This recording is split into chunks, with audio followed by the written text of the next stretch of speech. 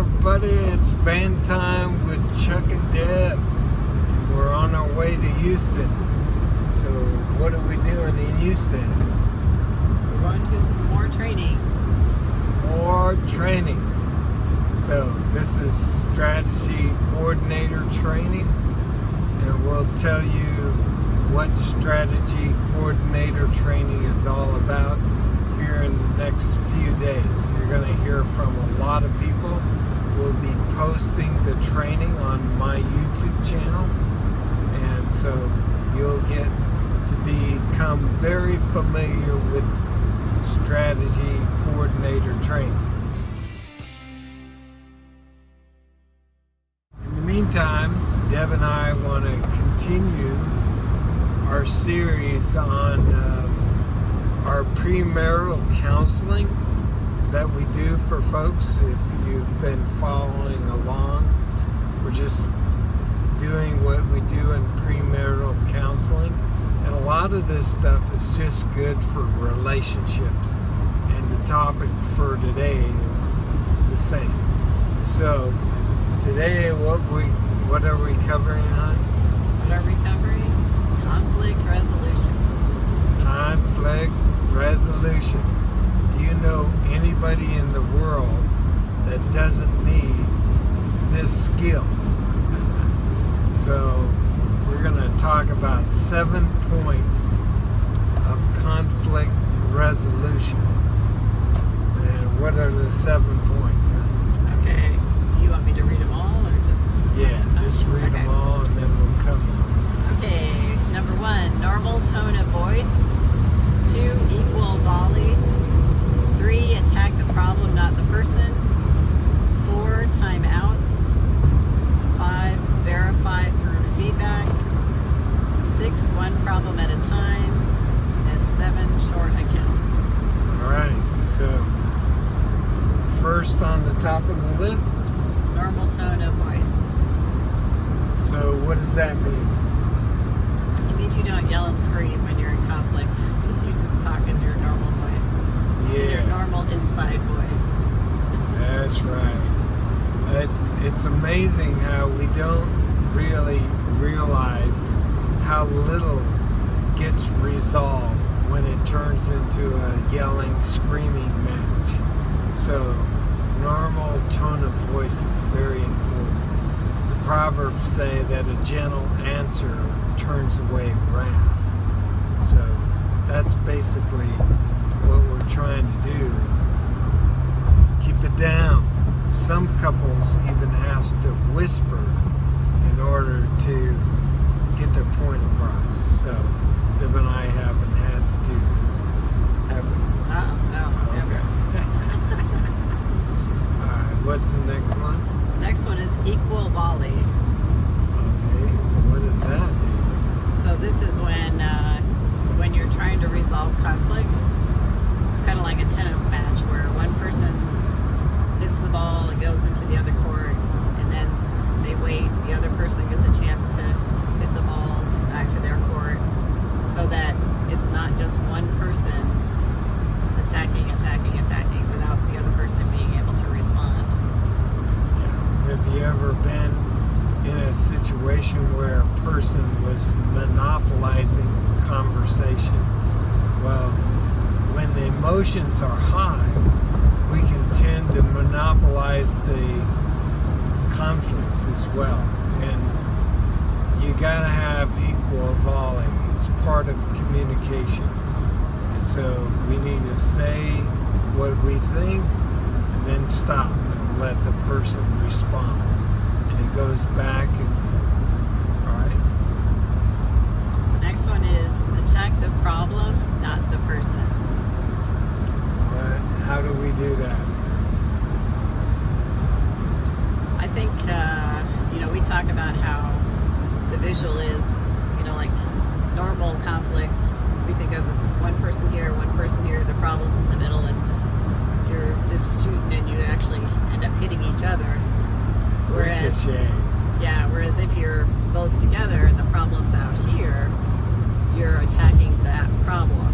And so you're together attacking whatever the issue is, you're not attacking each other.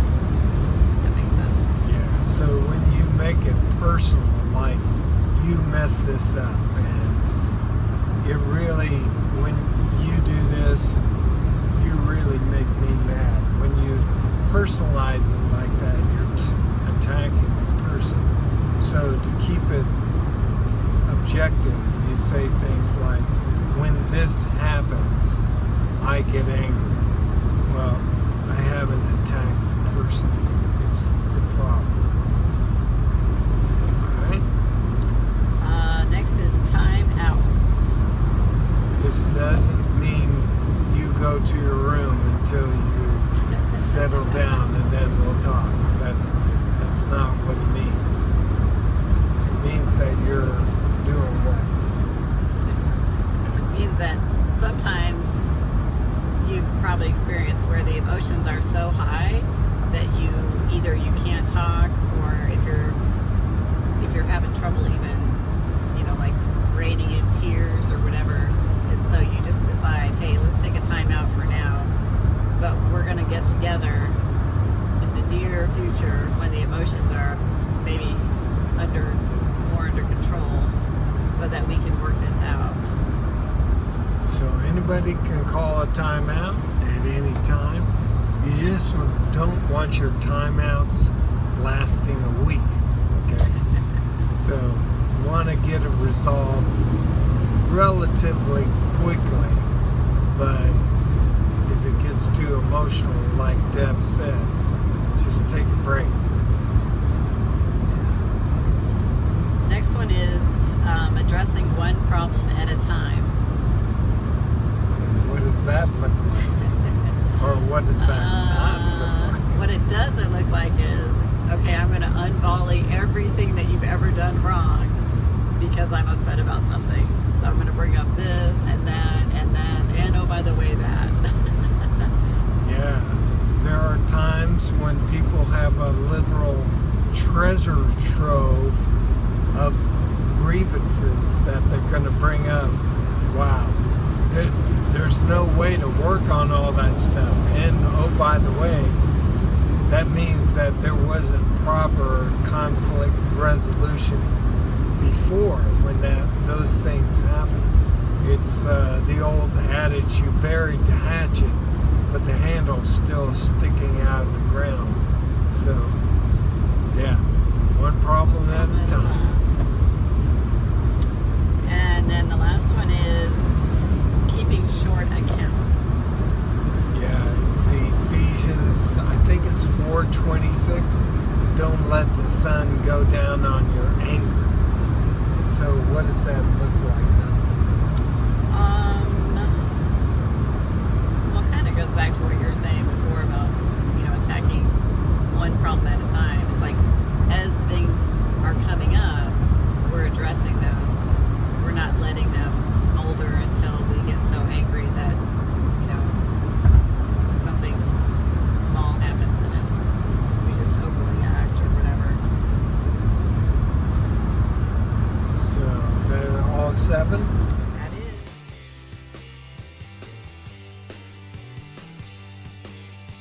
Now, Jesus is so serious about conflict resolution that he says, if you know your brother has something against you, go, leave your offering, work it out, then come back and offer your gift. So, one of the great obstacles to our worship, your quiet time, your devotionals, your prayer life, one of the great obstacles is unresolved conflict. Jesus says, go work it out before you come to me. I think that would be really good for us to heed and obey.